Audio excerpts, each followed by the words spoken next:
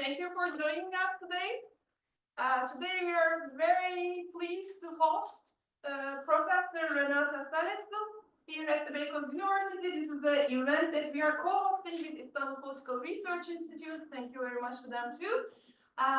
Without further waiting, I would like to first invite our Vice Rector for welcoming remarks. As you know, he is also a professor at our Department of Political Science and International Relations. So, Professor Ahmet Kasımhan, please.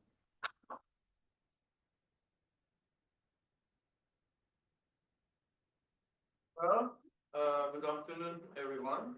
A beautiful day outside, and you choose to be here to listen our dear friend Renata on apathy and anger.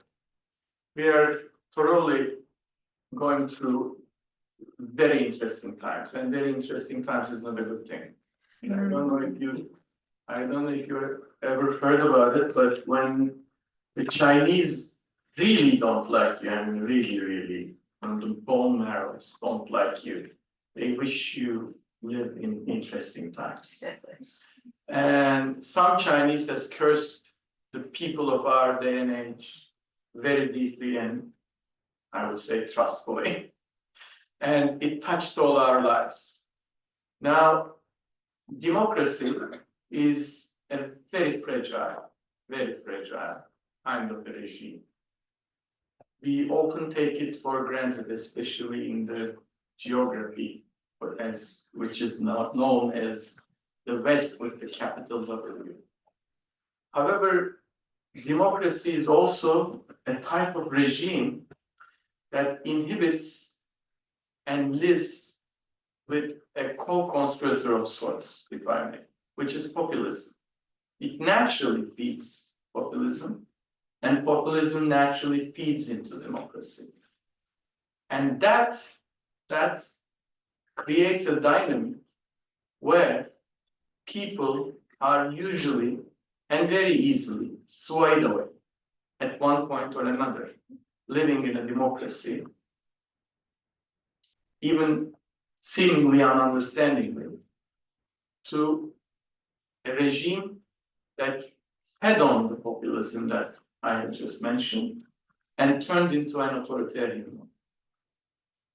This cycle is very well known by politicians of our day and age. And that cycle is also fed by ammunitions of other kind. And those ammunitions of other kind are very well addressed in the title of this speech: apathy and anger. As long as we don't realize that Kant and others were right on the point that we all need each other to understand the value and meaning of our humanity, we are not whole. And as long as we are not whole, we do not know what to demand of our leaders. And we would not know, by the same token, whether or not these leaders are addressing to our worst fears, helping us manage them, or actually feeding and thriving on them. I am truly sure that after Renata's speech, we will be much more enlightened on this subject, and our ability to discuss all these matters will be enriched by what we will be learning from her today. So, thank you.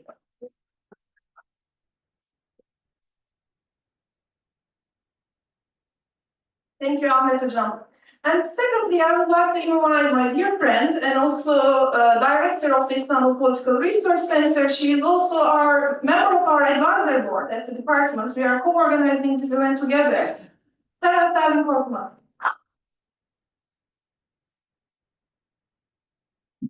Teşekkürler Hocam. Hello everyone. Thanks for coming and joining us today. Actually, it's our pleasure to be at Beykoz University today as Istanbul Institute. As Pınar Hoca mentioned, we are collaborating in some of areas, and also we have very brilliant interns from Beykoz University in our institute. That's why it's another pleasure for me to meet all of you. I would like to use this opportunity a little bit mention about what we do at Istanbul Institute. Istanbul is a think tank based in Istanbul in Kadıköy.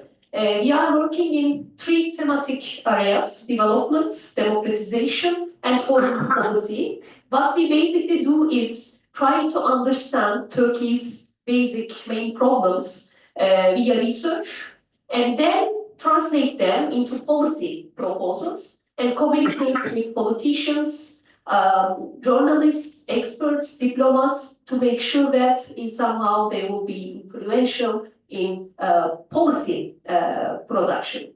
So that this is what we do basically. And Renata Salecl is among us.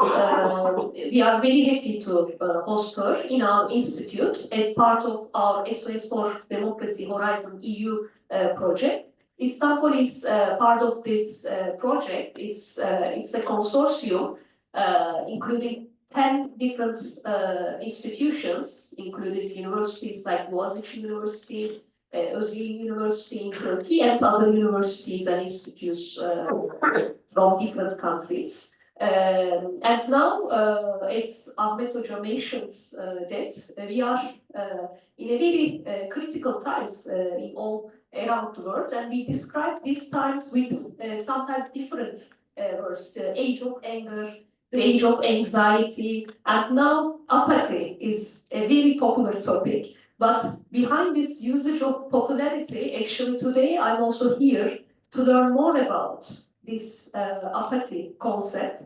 And this is also one of the topics that we are very interested in our research at Istanbul. We have already published reports about that, but now I think it would be a good opportunity for us to listen Renata here. Thanks for inviting us.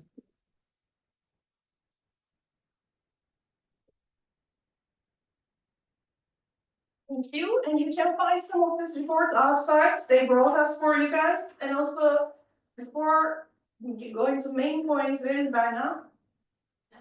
She's our graduate, now actually working at the Istanbul. I would like to remind you that a lot of our students made internship at there, and now one of our graduates working there. So now, we are very pleased to host Renata Salecl here. She is a philosopher, sociologist, a legal theorist.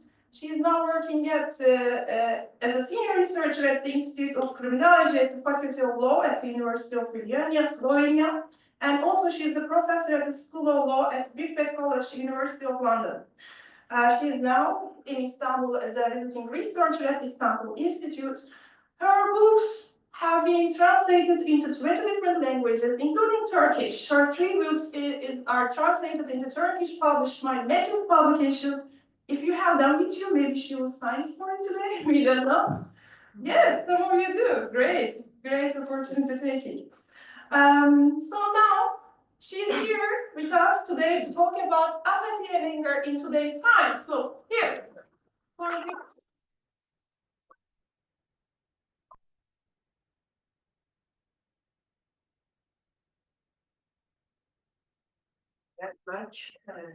Thank you to Beykoz University and Istanbul for organizing this lecture. It's a great privilege for me to address you today. I'm a regular visitor to Turkey, and I very much enjoy the fact that my books are published here a lot. So this is the anxiety book. I only have one copy with me, which it always surprised me, you know, how popular it is because of the theme.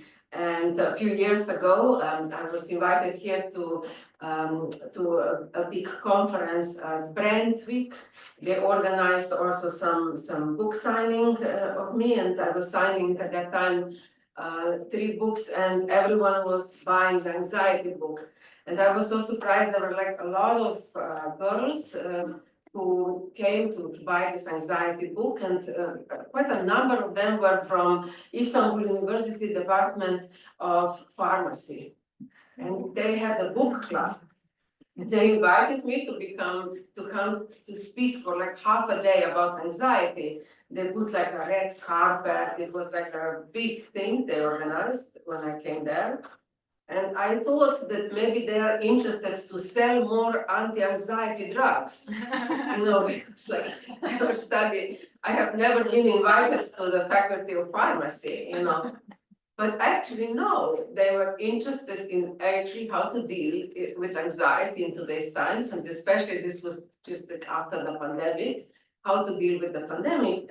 And interestingly enough, many decided to study pharmacy because they wanted to sort of work towards prevention of the next pandemic. They highly identified with your Turkish scientists who are the inventors of the important vaccine, the BioNTech founders.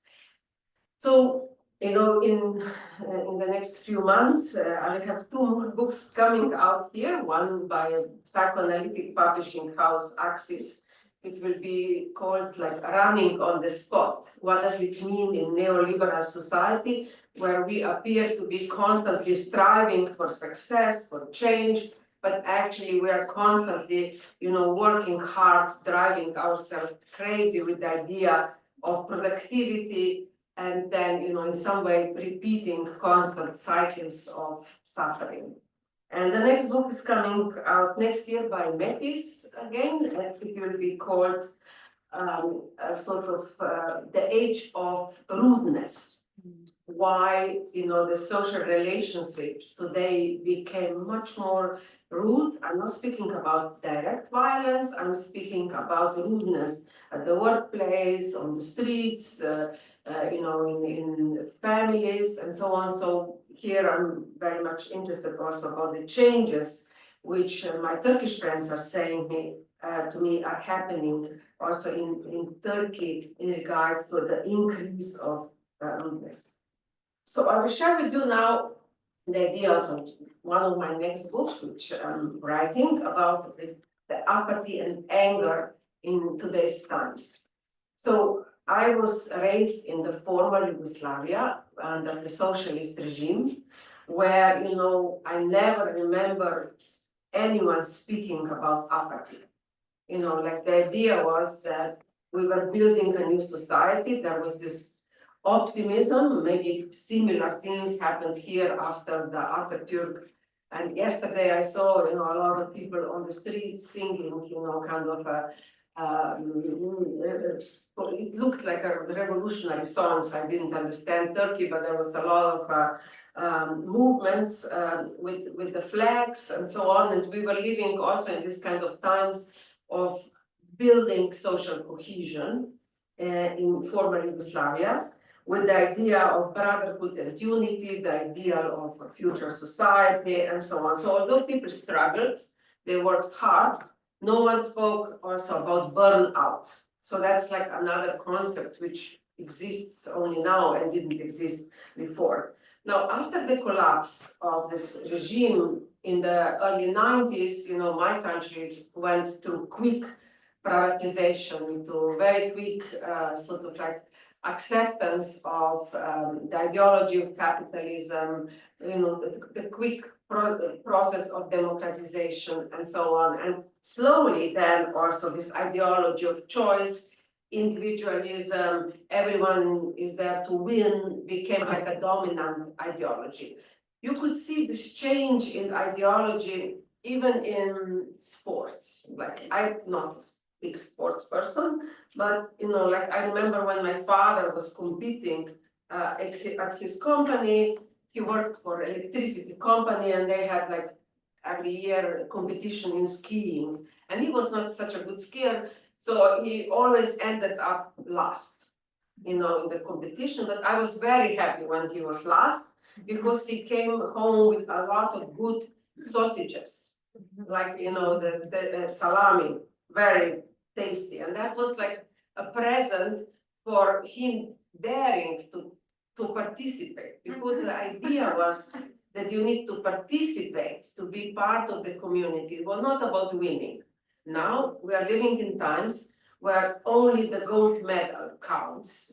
In 2017, Slovenia won the European Basketball Championship in Istanbul with Doncic, our biggest NBA star, playing there, and that was like good. As if they are second, that is like a failure. If they are third, it's even more of a failure. If they are fourth, you don't even speak about that. So winner takes all ideology is part of, sort of like our milieu, our culture, which creates a lot of psychological problems for the people. Now, these psychological problems are opening the doors to anger and apathy, which I will be speaking about. On the political level, we can see in many countries apathy emerging when you have a feeling that nothing can be changed in the society. When societies are turning into illiberal type of democracies or full-blown authoritarianism, quite often, quite a lot of people at some point stop following the news just to protect their mental, let's say, well-being a little bit. They also, in some way, sometimes stop, trying to do something, because if they have been protesting and nothing could change, at some point it might be that kind of apathy emerges, as a kind of a, let's say, fabric of society. Now, we already had, apathy also in the previous sort of, let's say, authoritarian regime or regimes, or we can say that, when regimes slowly start becoming authoritarian, a certain kind of apathy emerges, which on the outside might look at apathy, but maybe it's not so passive, apathetic behind it. Let me give you an example from Russia. When Soviet Union collapsed, there was this belief in the possibility of change, belief in the possibility of democratization. Also, they embraced capitalism and so on. But, very soon, after especially Vladimir Putin took power, this kind of turn to authoritarianism started. But at the same time, what you could observe is also that there was a certain kind of an apathy emerging, which was in a way not so dissimilar for a kind of an apathy that existed in the sort of like full-blown authoritarian regime of the Soviet Union. Now, in the former communist countries, they practice a kind of a regime of what a sociologist from the Slovak Republic, Milan Šimečka, called normalization, which is when people were opposing the regime, some people would be punished in the way that other people will see this punishment. So some people will be punished also quite randomly. Now, here the regime was following, the Jeremy Bentham's idea, from many centuries ago, of sort of like utilitarian type of punishment, where Bentham was the utilitarian who was planning to create, prison where, you would have like a tower in the middle, and from this tower you would be able to see in every corner of the prison. But he started thinking maybe you don't need to have really a person in that tower, observation tower. Maybe you just put a light in that tower, and people, the prisoners will think that someone is there. You save money, you're not employing a guard, but it looks as if there is a guard. And then you have to punish randomly someone. So, and others need to see this punishment. And, the same was for political dissidents in the Soviet type of regime, where, a dissident would be punished, or even, not really a dissident. Someone who was slightly critical would be punished, would lose the job. His or her children would not be able to go to university and so on. And when other people observed it, normalization started, meaning that people started self-censoring themselves. It was not simply outside censorship, it was their inner censorship, thinking, oh, you know, I really don't want my children to be prevented to go to university, which is why it is better that I'm quiet.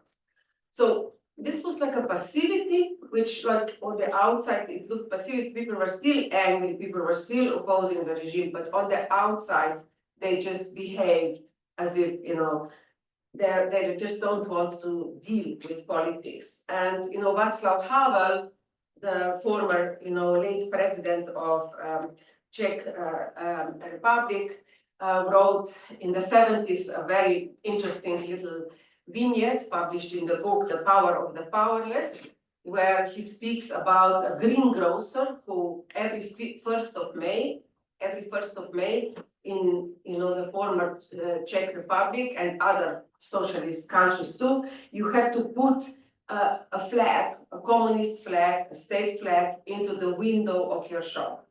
And, you know, he was putting this flag in the shop, thinking, I don't believe in the communist ideology, but it doesn't cost me anything if I just put the flag in the shop and privately disagree with the regime.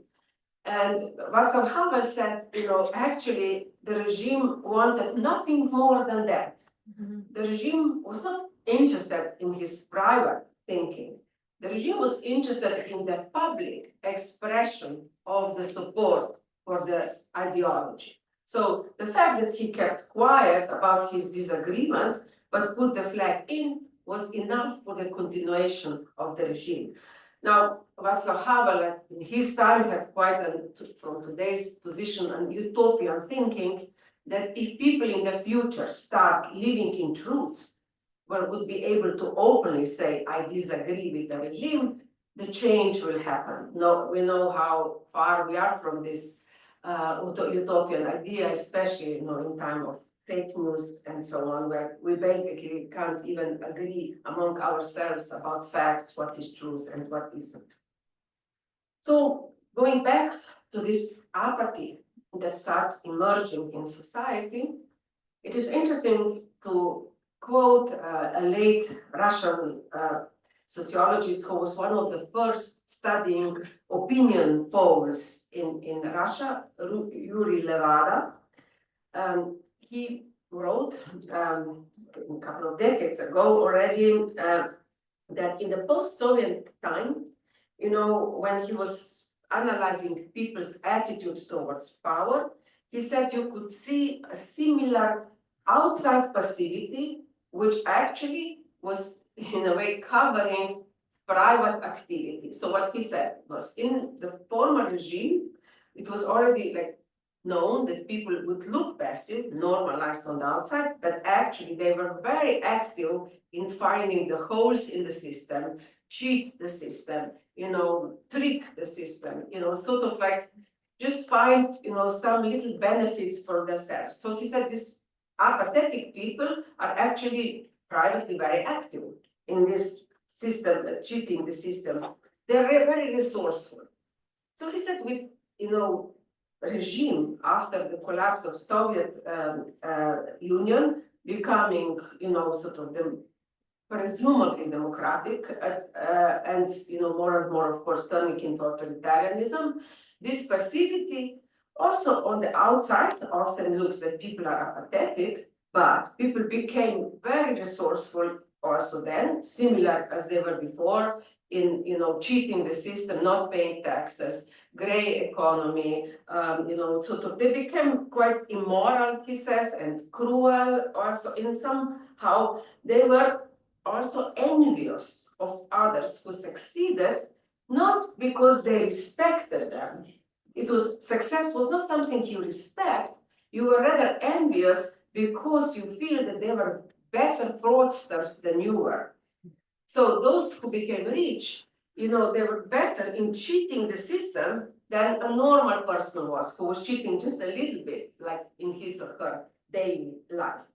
So he said that, you know, people were not respected, they were envied, you know, and also we can say, he says that when corruption became universal, you know, people actually started blaming themselves that they were not finding enough holes in the system to enrich themselves, you know, and on the outside they looked passive, but they were sort of, let's say, active privately. They were not willing to sacrifice for others anymore, or even, you know, for kind of ideals of the future of the society. They were willing to sacrifice for their private group, for their family, you know, or, you know, just the inner circle.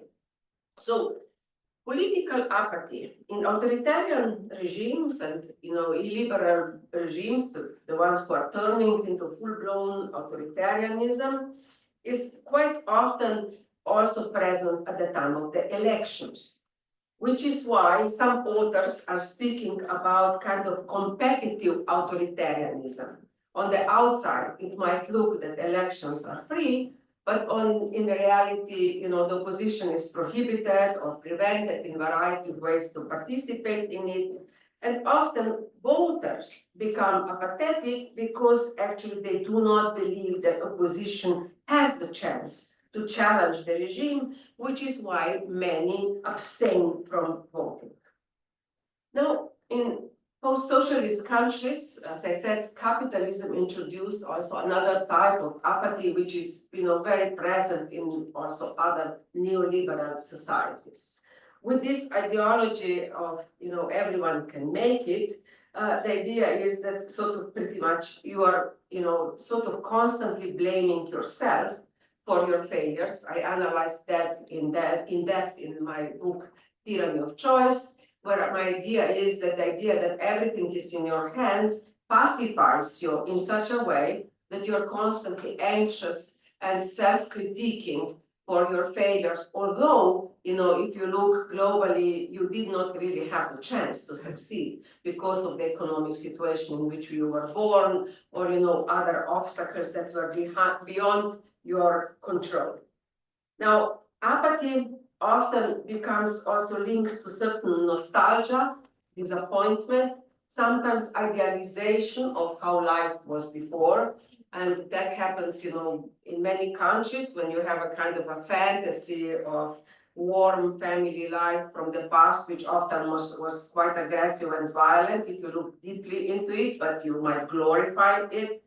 And of course, in countries which are going through transitions, you know, the idea is also quite often that the transition happened very quickly. The country didn't have chance to adjust itself, you know, through kind of the idea of what do they really want, create a certain kind of a vision about themselves, and they mostly imitate other countries, what other capitalist countries are doing, or try to, in a way, imitate also how democracy maybe looks somewhere else without having like a history of slowly building democratic institutions.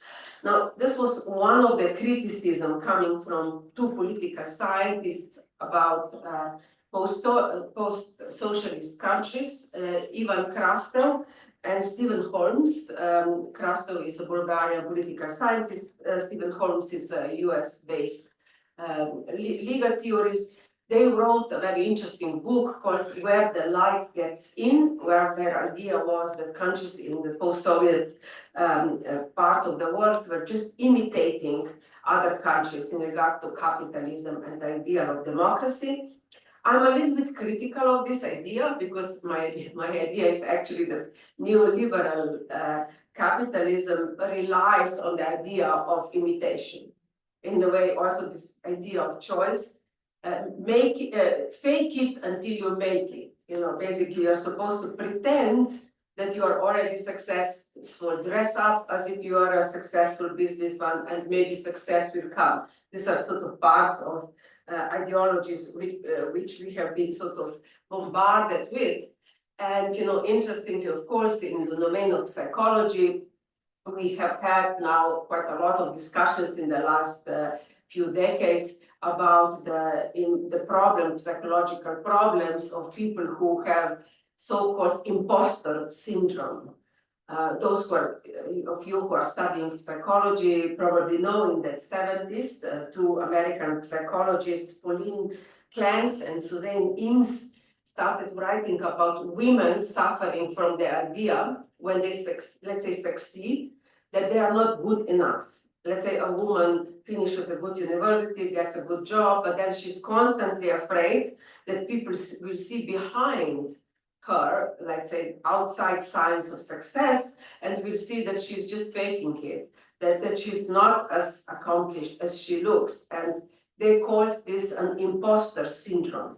This idea that you succeed, but they are constantly undermining yourself, thinking it is just a matter of time before, you know, someone will see that, you know, I'm just, you know, here by coincidence, or that women would believe that they succeeded because of luck, not because of hard work, but they were just, you know, more lucky. Now, in today's times, the idea is that we are kind of suffering, not only women about this question, but also men. You know, the idea that someone will see you behind your mask. And of course, from psychoanalytic point of view, it is interesting to see what this anxiety is really about. We are always anxious over the question of who are we for the others, who are we for society. We are always sort of full of doubt about ourselves, and we can say that the fact that we are feeling like fraudster or we are feeling like imitators is sort of like also in a way part of general anxiety that quite often we are feeling. And you know, in psychoanalytic literature, Helen Deutsch was you know, German-American psychoanalyst who in the 50s already analyzed this idea of the imposters, people who are pretending that they are more successful, or people who pretend that they have a diploma, but they actually don't have diploma. In medicine, sometimes we find cases of people never finishing university, but then, you know, somehow pretend to be doctors, even getting employed, you know, at the hospitals without knowing exactly what they are doing. You know, there are many kind of criminal cases related to this. And Helen Deutsch said, actually, you know, throughout our socialization, you know, we are imitating, we are, let's say, imitating our brothers and sisters. We are imitating sometimes our parents. And so imposter, becoming like an imposter comes, you know, from the fact that for some people later also in life, you know, they continue this imitation. Let's say as children, maybe we play a doctor, you know, we play a teacher or whatever. And that's kind of how we take on certain social roles. But of course, later it might be that people, because also of the social pressures of having, you know, some kind of a success, you know, actually take this very seriously and turn their whole profession into becoming imposters. However, if the imposter who cheats, you know, is trying to take on a certain symbolic role that he or she doesn't have, the person who is suffering from the so-called imposter syndrome actually doesn't cheat. He or she, you know, did legally get, you know, diplomas and so on, obtain some success, but is constantly questioning whether this symbolic role that he or she has is something that the person can cling onto. And we know that our symbolic roles can very quickly disappear. Let's say I'm a teacher, but I might lose the job. Tomorrow I'm not a teacher anymore. You know, I'm married and tomorrow maybe become divorced and so on. So we can't cling on symbolic roles. And which is why this anxiety over who am I, you know, might be very much part of this kind of sufferings that we observe related to imposter syndrome. Now, another phenomena in the domain of psychology, psychoanalysis that we are speaking about in today's times is burnout. And here I'm coming back to apathy, because quite often when we are experiencing burnout, it appears as if we become apathetic, drained of all the, let's say, emotions, drained without energy, and so on. Korean German philosopher Byung-Chul Han published a book, The Burnout Society, where his idea is that actually burnout might be a kind of a today's depression, which is linked to the neoliberal ideals of success. Now here we don't have anymore the kind of a Foucauldian idea of someone from the outside disciplining us, but it might be that this pressure that to succeed and to be positive and so on is, imposed from ourselves, So the idea that you have to constantly, let's say, work hard to succeed leads to the fact that we start, exploiting ourselves passionately until we collapse. Now, we can say that this burnout, of course, is linked also to the problem of recognition. Quite often, it is not that we are burned out because we are so physically exhausted, but we are burned out because we feel that we are doing like a bullshit job, or that we are not recognized in whatever we are doing, or that there is constant competition for these little, successes at our workplace. And of course, coaching industry is trying to give us often some advice how to get out of this, but unfortunately, often coaching industry creates just a lot of more pressures of these shoulds, what you should do, and so on. Now, when we look at the history of apathy, we can say that in the past, political scientists have looked at apathy, especially in the previous century in the United States and Great Britain in particular, in quite more complex way than we do today. Often we perceive it today as more negative than they perceived it. So in the 50s, there was a whole kind of a movement in the United States and also in the UK related to the question whether people should maybe have a certain kind of a right to apathy. The idea being that maybe, actually societies should embrace that some people do not want to be engaged, would rather not go to vote, would rather not follow what is happening, and just enjoy, detached from, the political situation. So this idea of the right to apathy had a couple of, streams of thought. One stream of thought was that democratic society, allows people to disengage, from politics, whatever is happening. Second is that it might be beneficial for democratic societies if some people are apathetic, because then not too many people are passionate. So this was like a kind of idea of social control. The idea was that if we have too many people active, fighting for, the changes, being socially active and so on, then, we might have too much emotions, too much tension in society. And if some people are apathetic, they are not so passionate, and others who are passionate about changes, and that brings some kind of balance in society. That was like another stream of thought. So here was, we have to, accept pluralism. Some people are apathetic, some are active, and that might be good in society. So we need to tolerate human diversity. They were speaking in the 50s. Now, this one of the political scientists was Maurice Jones. He had this idealistic notion of apathy.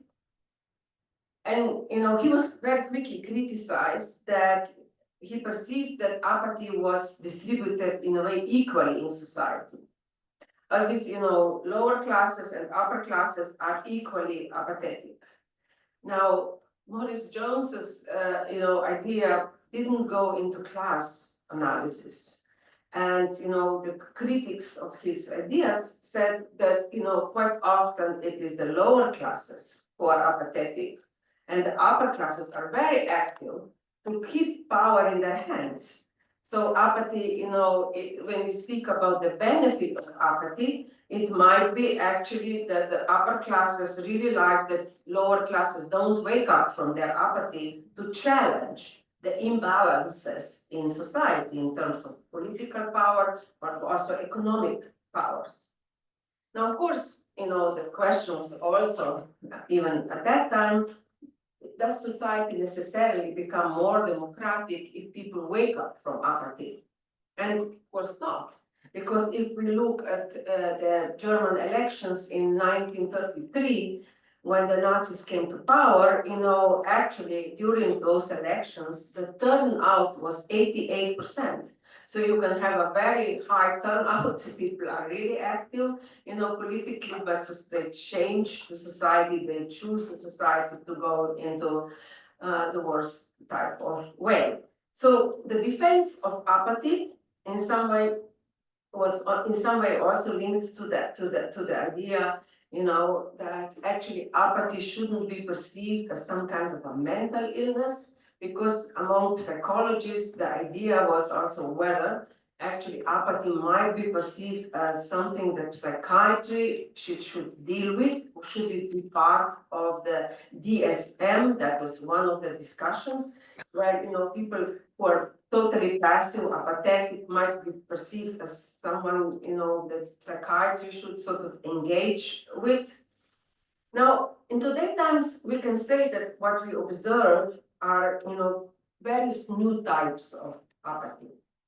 British psychoanalyst Josh Cohen wrote in 2019 a book, Not Working, and this book is translated into Turkish, where he said that he's more and more meeting patients in his practice who are fantasizing about doing nothing.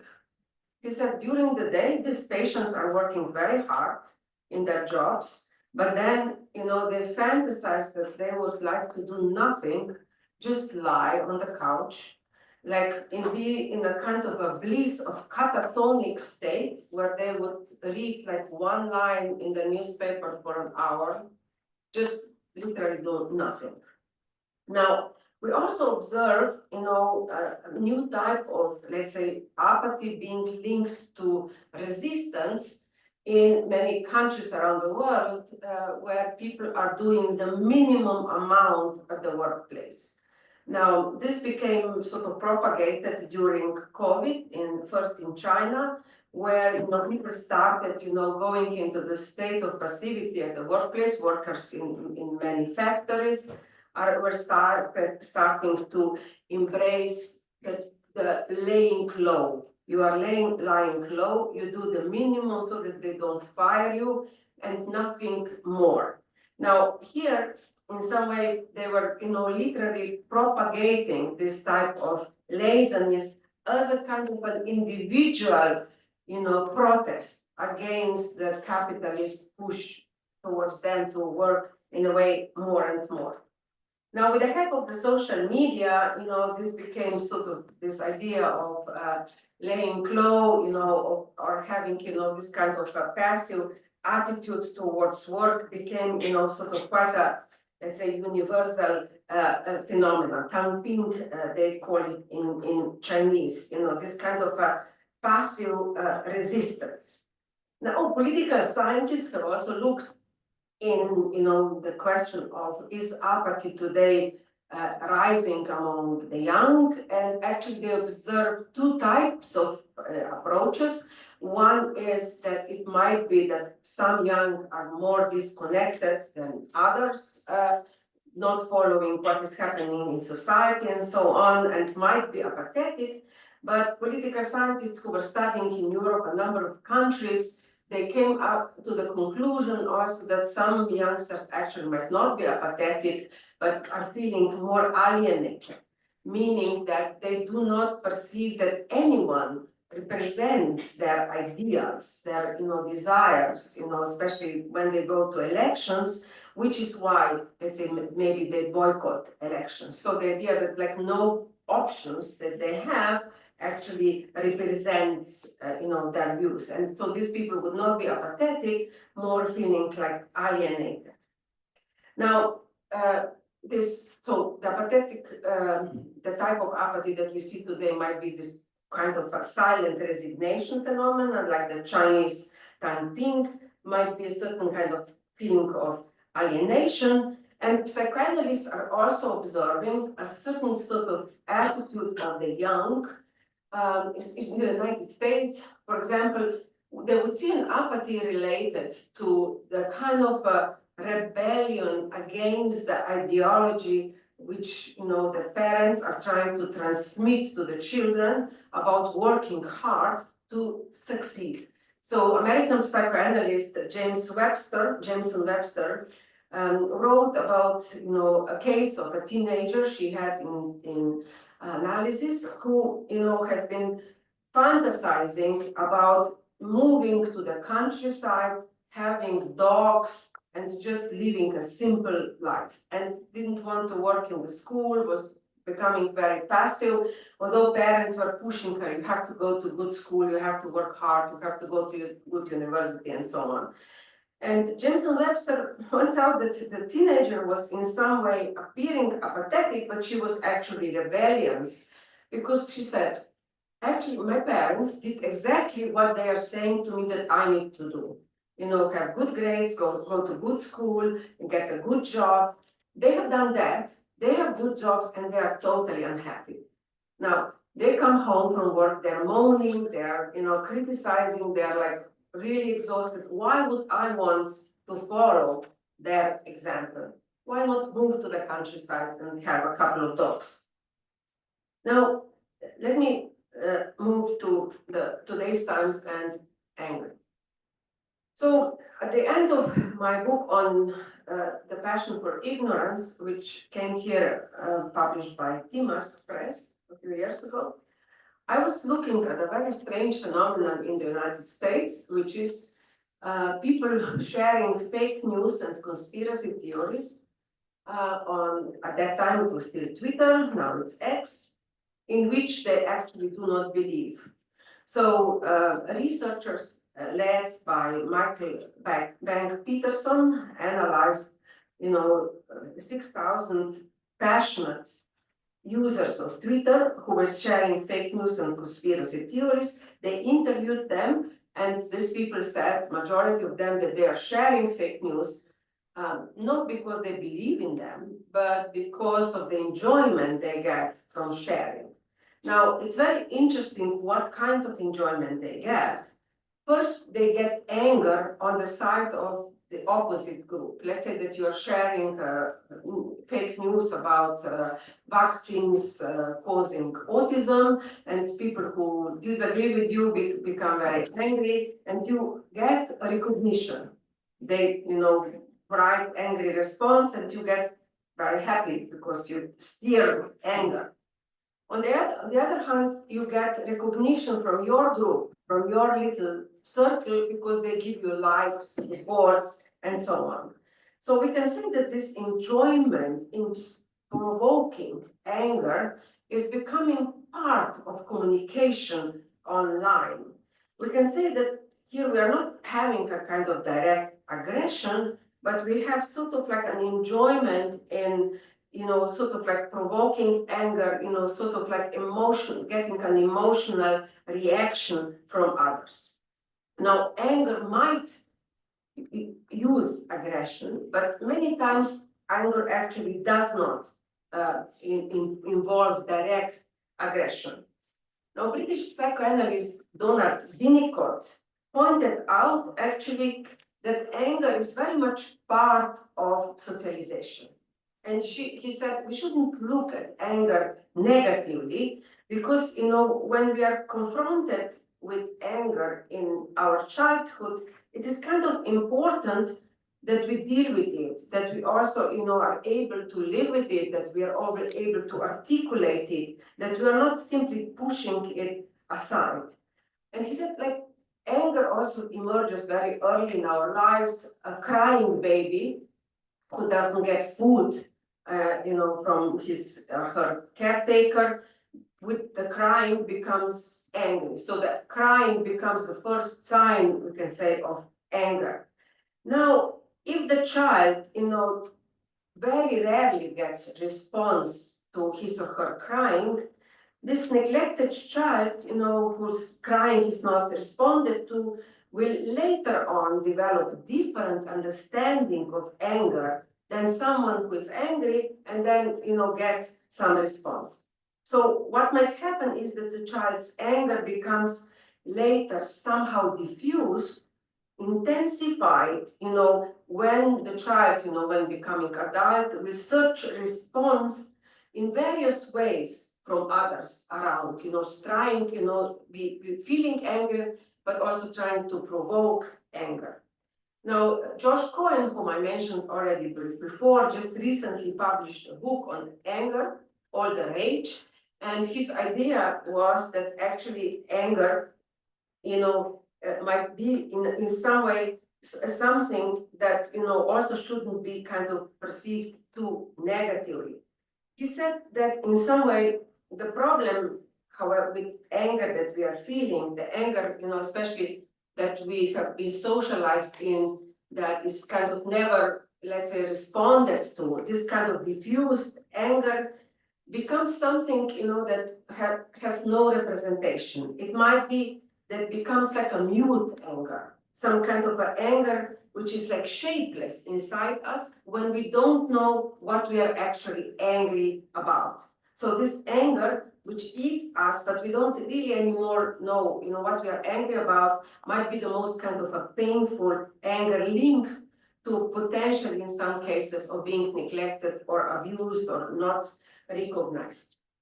Now, in politics, anger plays a very important role. Again, quite a positive role. Hannah Arendt, in her book on revolution, pointed out, that anger, and violence are often politically, sort of might be politically linked, but not necessarily always. Her idea was that people, might get frustrated, nothing is changing, or they are hungry, they're physically feeling insecure, and so on. They become, after that, incredibly furious and also sometimes violent, especially when you have a situation of total desperation. Let's say, if you look at the situation, now in Gaza, you would see anger emerging, violence, people fighting for the little pieces of food that is available, where there is almost none, because the social fabric, in the situations of desperation start collapsing. So Hannah Arendt said, unhappy, people get angry, hungry people get angry. And because rage is the only way they can make this unhappiness active. In certain circumstances, she says, rage is helpful also to, I quote, put the scales of justice back in the right place and to make injustice visible. Now, Hannah Arendt, however, points out that the problem is when anger of the oppressed is not linked to clear political goals. So this happens when rage overrides political action.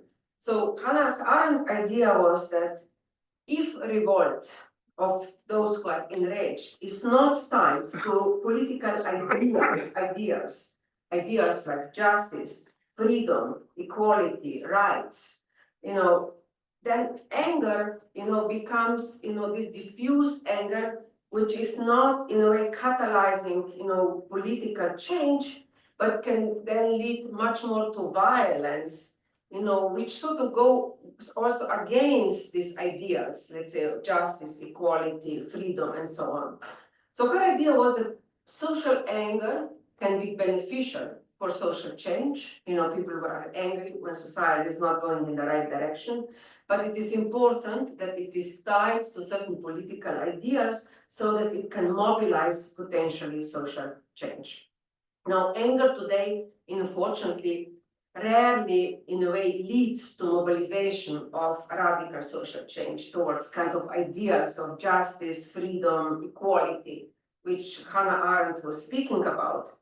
And on the contrary, it increasingly seems to be that these ideas are forgotten and that people sort of feel as if, they are not kind of recognized, and they also don't have enough ideas or leaders, or in some way also kind of a possible political goals for which they can fight, which is why this overwhelming anger, in an unfortunate way, often allows authoritarian leaders, in a way to give them the kind of their own interpretation of the anger by finding culprits, by searching for, people who are presumably guilty for social anger or unrest, and also in some way to find culprits for people's dissatisfaction in migrants or other nations, for example.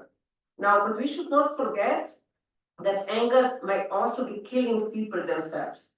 So when you have a lot of anger, actually without anger being linked to what Hannah Arendt was linking as a kind of ideas of justice, equality, and so on, when you have a lot of diffused anger, in some way this diffused anger starts kind of killing people themselves. As Mark Twain said, that anger is actually an acid that can do more harm to the vessel in which it is stored than anything on which it is poured. So in some way, the anger might start killing, the very people who are angry without, this articulation that Hannah Arendt was talking about. I don't know how much time we still have, but do we have some more time or not? Okay, so then just to wrap things up in my project on anger and apathy, and that can be the next lecture next year. I'm also working on, the type of anger which is linked to jealousy and envy. And my idea is that, quite often the anger, this diffused anger in society, is sort of tied to the idea, of envy towards others, and especially towards others who appear to be enjoying at our expense. And in psychoanalysis, we have a very interesting look at jealousy and anger. We perceive jealousy often as a quite good idea. Jealousy appears, socially bad. We're jealous about, someone taking our lover away and so on. But psychoanalysts are saying, no, jealousy actually is something we start feeling when we are very little, when, let's say, we get a sibling, or we see other kids playing with the toy we would like to have, and so on. And actually, this might be good, because we need, when we are jealous as children, recognize that other people have desires too. So, other people want something, and we want that too. So we learn through jealousy about other people's desires. So it's an important stepping stone in our life. Now, of course, later it might become, more complicated, because quite often when we are jealous, we are afraid of losing something, not simply getting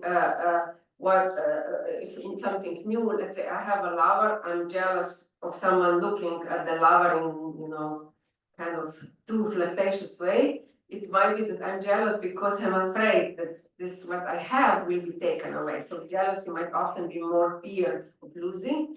But envy is a really interesting phenomenon, and often complex one. And actually, in envy, it might be an aggression that we feel towards someone. Not that we want that, but actually we don't want that person to enjoy it. So let's say I'm quite an idiot when it comes to cars. I know maybe 3 brands of cars, the normal ones everyone is driving. But let's say that my neighbor has a sports car, Maserati. I don't know even how Maserati looks like, but let's say that my neighbor really enjoys driving this car. And it might be that, I'm jealous, not because I would like to have this car, I barely can cope with my little car, and I don't like driving too much. But I can't observe the enjoyment my neighbor is getting from this car. So I want to, raise the car because of the pain I have observing. So envy is not about having, it's about the anger towards what another is having, or the enjoyment, the pleasure that someone is getting out of it. Now, to finish with the political situation, actually envy and jealousy are also part of politics. We look at other countries. We are jealous and envious about them. Sometimes we are afraid that they will take something away from us, Sometimes we want what they have. But often envy, if we look with envy, which quite often is, let's say, more aggressive, we can see also positive things in envy. And let me come back to Russia. Masha Gessen, American Russian journalist, very interestingly wrote about two types of envy that exist in Russia.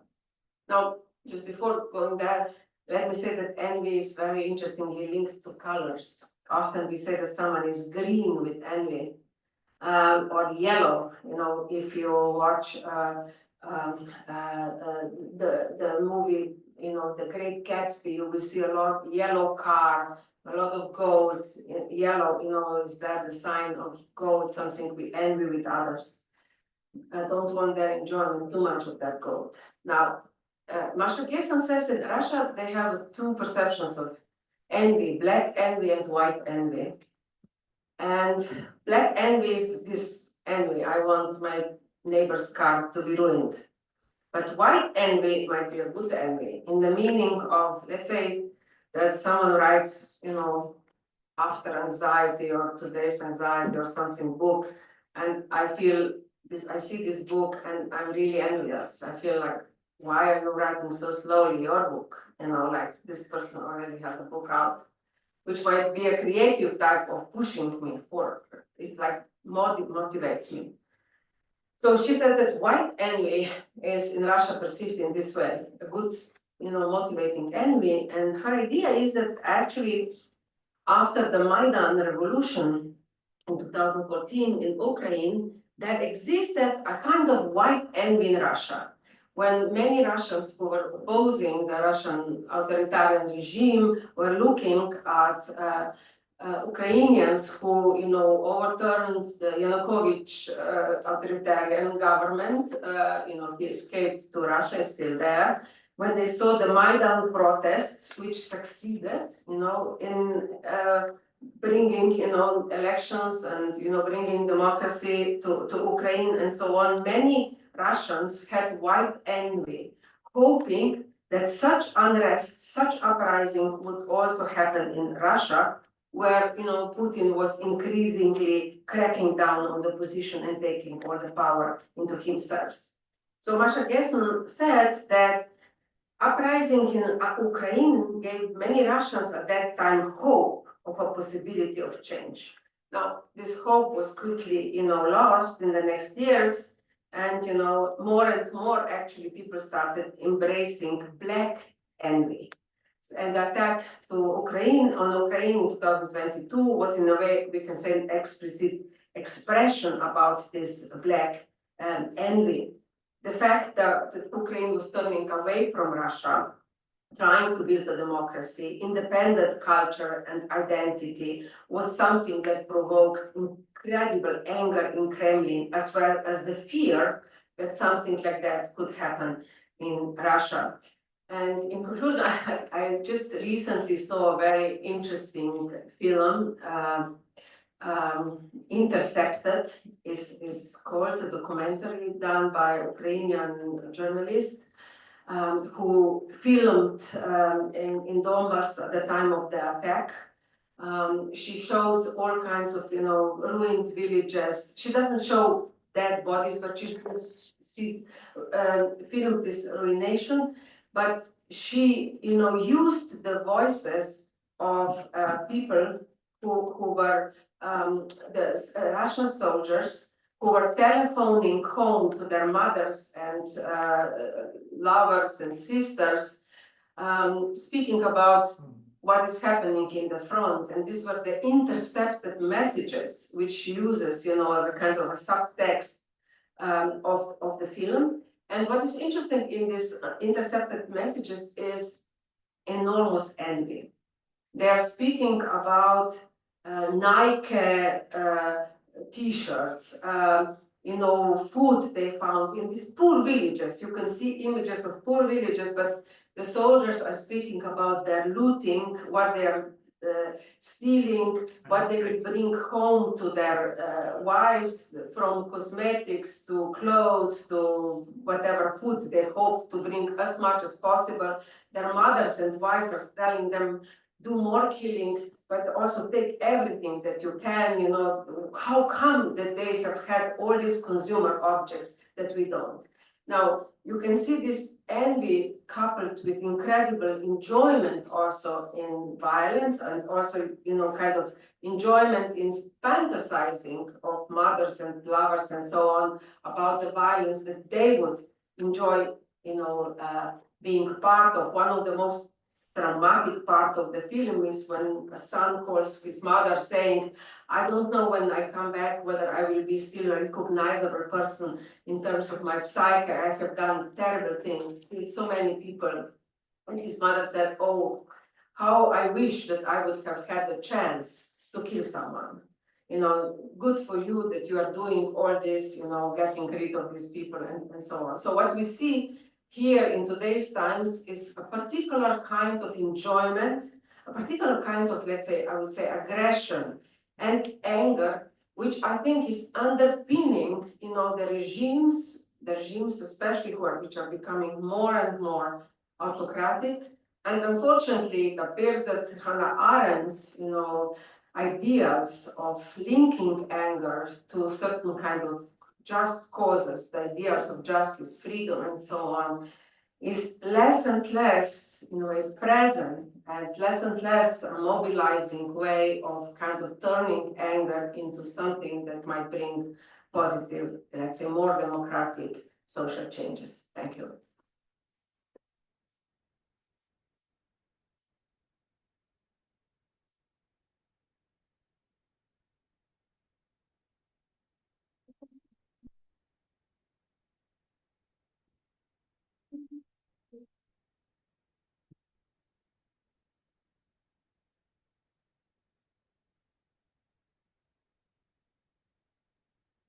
Thank you very much, Renata. This was really illuminating, and we had a lot of terms that we have been hearing a lot in everyday life, right? On the news, in the literature.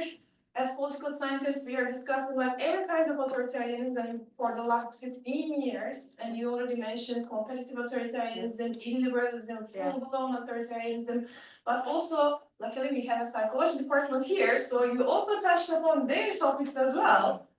Imposter syndrome, burnout, so on and so forth. And unfortunately, you ended this pessimistic view of, you know, like turning up like Arendt's idea of anger leading to social change into a democratic regime. But unfortunately, it seems like anger is used by authoritarian leaders to undermine the democratic regime because, as you said, they cannot find sufficient political leaders, political goals, and so on and so forth. I think this is quite illuminating, but also you mentioned in the topic as well, apathy, alienation, silent resignation about the youth. And this is our main audience here. So I also urge them to think about, dear students, are you apathetical, alienated, silently resigning? Please think about it and answer us too. We are very much looking forward to hear from you as well, because in Turkey too, there are studies, especially during the electoral times, whether youth are apathetic or not. Yeah. I see in my students that they are not, but of course I'm leaving the answer to them too. So with that, thank you very much again, and now the floor is yours. Do we have any questions to any comments? Maybe they can ask in Turkish and we translate. Exactly. Yeah. Türkçe de söyleyebilirsiniz arkadaşlar.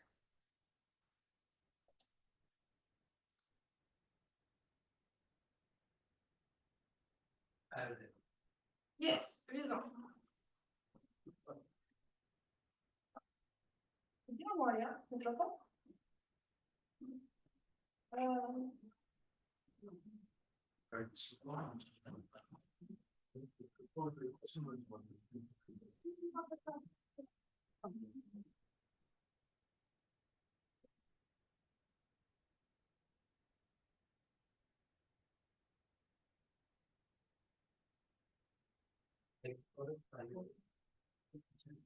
It's for me and like the FSA.